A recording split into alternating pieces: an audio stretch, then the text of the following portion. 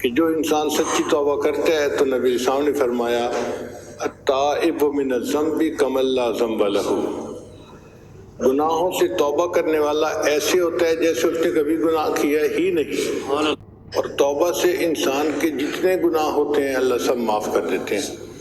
یہ توبہ delete command کی مانند ہے، جیسے ان باکس کے اندر میسیج بہت زیادہ آئے ہوئے ہوں، آپ ڈیلیٹ کا بٹن دبا دیں تو سارے ہی ختم ہو جاتے ہیں، باکس بالکل خالی ہوتا ہے جیسے کوئی میسیج اس میں ہے ہی نہیں۔ توبہ اسی طرح ہے کہ جو انسان سچی توبہ کرتا ہے تو نبی اسلام نے فرمایا التائب من الذنب کمن لا ذنب لہ، گناہوں سے توبہ کرنے والا ایسے ہوتا ہے جیسے اس نے کبھی گناہ کیا ہی نہیں۔ جیسے صابن سے دھوئیں تو کپڑے کی میل نکل جاتی ہے، صاف ہو جاتا ہے، اسی طرح توبہ کرنے سے دل کی میل کچیل ختم ہو جاتی ہے، دل صاف ہو جاتا ہے۔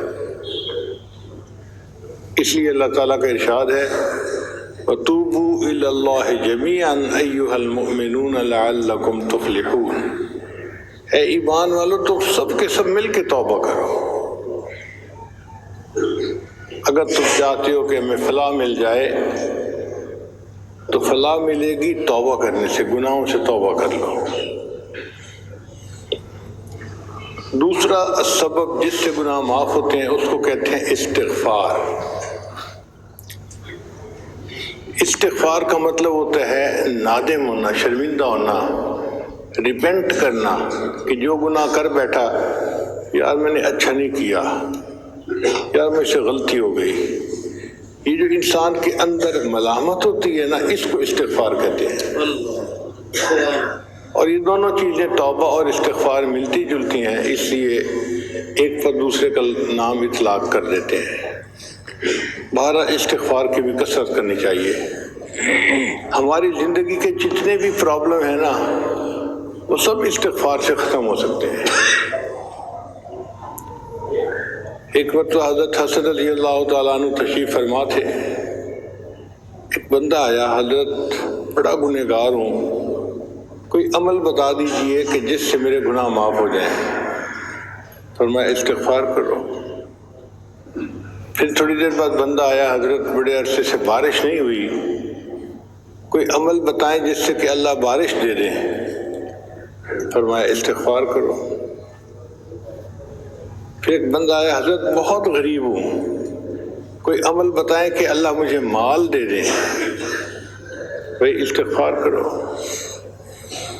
حضرت میری بیٹیاں ہی بیٹی ہیں، کوئی عمل بتا دے کہ اللہ مجھے بیٹا عطا کرے۔ بھائی استغفار کرو۔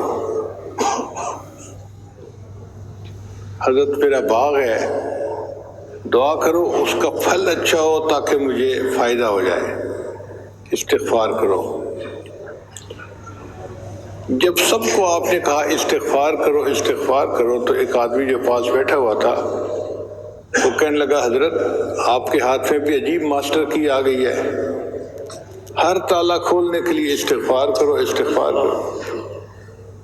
تو حضرت حسن اللہ عنہ نے جواب دیا کہ دیکھو جو میں نے جواب دیے ہیں اپنی طرف سے نہیں دیے، اللہ کا قرآن بتا رہا ہے۔ چنانچہ قرآن مجید میں ہے استغفروا ربکم انہ کان غفارا، تو اللہ گناہ معاف فرماتے ہیں۔ یرسل السماء علیکم مدرارا، اللہ بارشیں برساتے ہیں۔ ویمددکم باموال، اور اللہ بندے کی مال کے ذریعے سے مدد فرماتے ہیں۔ وبنین، اور بیٹے دے کے اللہ بندے کی مدد فرماتے ہیں۔ ویجعل لکم جنات وَيَجْعَلْ لَكُمْ أَنْهَارًا۔ تو اگر آپ غور کریں تو ہمارے جتنے مسائل ہیں وہ انہی میں سے کوئی نہ کوئی ہے۔ کوئی بیٹے کے لیے پریشان، کوئی کاروبار کی طرف سے پریشان، کوئی اپنے گناہوں کی طرف سے پریشان، تو ہمارے لیے تو سب بیماریوں کا علاج استغفار میں موجود ہے۔ اس کی کثرت کریں، دیکھیں اللہ تعالی ہمارے حالات کیسے سنوار دیں گے۔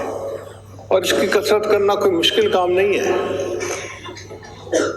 چاہیں تو پورا استغفار پڑھ سکتے ہیں، استغفر اللہ ربی من کل ذنب واتوب الیہ۔ اور اگر چھوٹا استغفار پڑھیں استغفر اللہ تو بھی ٹھیک ہے۔ آپ بتائیں جب صبح ہم گھر سے دفتر جاتے ہیں تو راستے میں کیا کر رہے ہوتے ہیں؟ کیا ضرورت ہے ادھر ادھر شکلیں دیکھنے کی یا گانے سننے کی یا کچھ اور سننے کی؟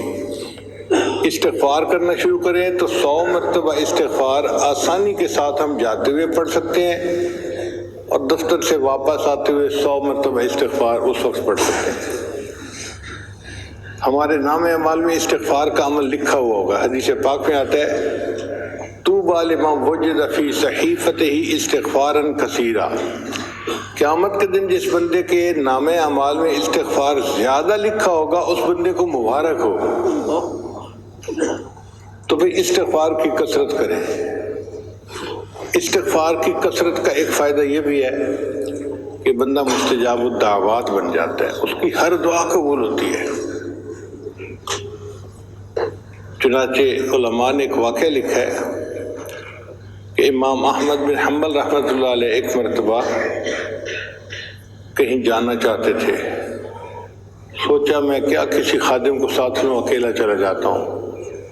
گٹھڑی اٹھائی اور چل پڑے۔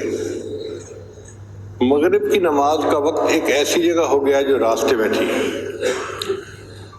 تو امام صاحب نے سوچا کہ میں یہاں پر عشاء پڑھ لیتا ہوں، رات کو آرام کروں گا اور کل صبح اگلا سفر کر لوں گا۔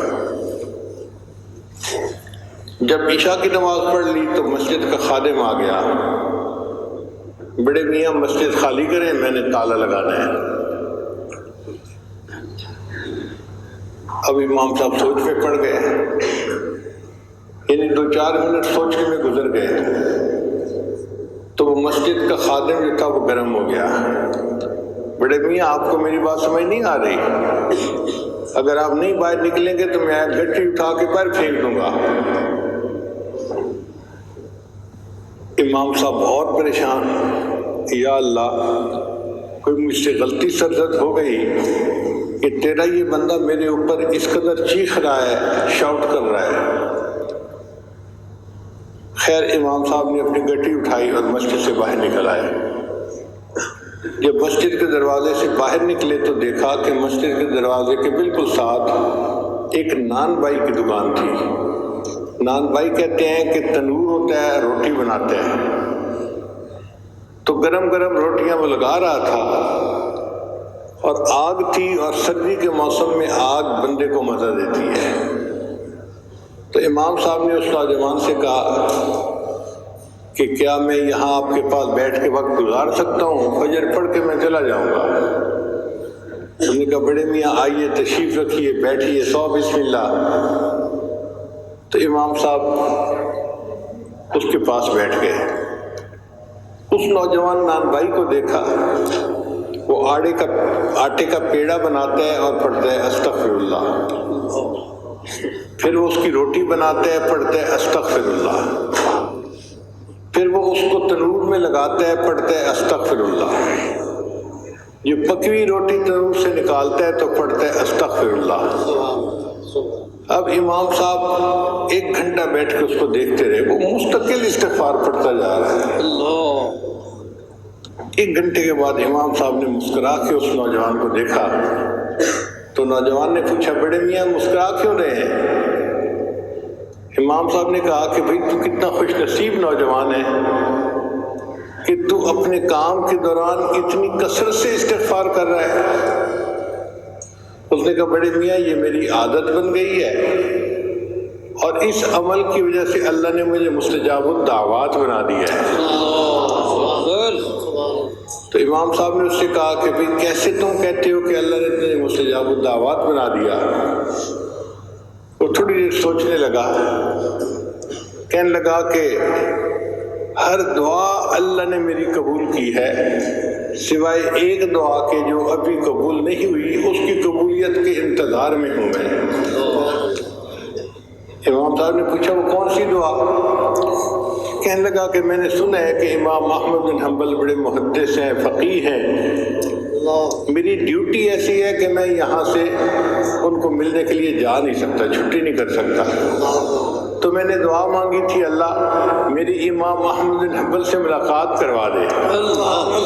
اس دعا کے میں انتظار میں ہوں، باقی ہر دعا قبول ہو چکی. امام صاحب نے کھڑے ہو کے اس نوجوان کو گلے لگا لیا، مبارک ہو، اللہ نے تمہاری یہ دعا بھی قبول کر لی، میرا نام احمد بن حنبل ہے. تو استغفار کی کثرت سے دنیا کے بھی فائدے، آخرت کے بھی فائدے. اس لیے خواتین گھر میں جب کام کرتی ہیں، کھانا بناتی ہیں، سالن بناتی ہیں، صفائیاں کرتی ہیں، کپڑے دھوتی ہیں، کپڑے استری کرتی ہیں، ہر کام کے دوران زبان پہ استغفار رہے. پھر آپ دیکھیے گھر کے اندر برکتیں کیسے آتی ہیں. ہمارے پاس وقت ہوتا ہے، غفلت کی وجہ سے ہم فائدہ نہیں اٹھا سکتے. تو پہلا سبب جس سے گناہ معاف ہوتے ہیں وہ ہے توبہ، اور دوسرا سبب جس سے گناہ معاف ہوتے ہیں وہ ہے استغفار. اور علماء نے لکھا ہے کہ ہر بندے کو استغفار کرنا چاہیے، ہر بندے کو توبہ کرنی چاہیے. کافر کو کفر سے توبہ کرنی چاہیے،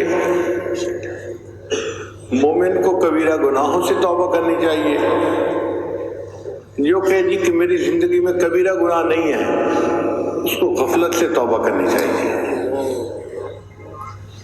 جو کہے جی کہ نہیں غفلت بھی میری زندگی میں نہیں ہے، تو بھی وساوس شیطانی تو آتے ہیں نا، وہ تو ہر کسی کو آتے ہیں، اس سے توبہ کرنی چاہیے. اور اگر کوئی یہ کہے کہ میں تو اتنا نیک بن گیا کہ اب مجھے وساوس شیطانی نہیں آتے، تو علماء نے لکھا کہ کمی اخلاص کے اوپر توبہ کرنی چاہیے. انسان کبھی ایسی عبادت کر ہی نہیں سکتا کہ جو 100% اللہ کی شان کے مطابق ہو.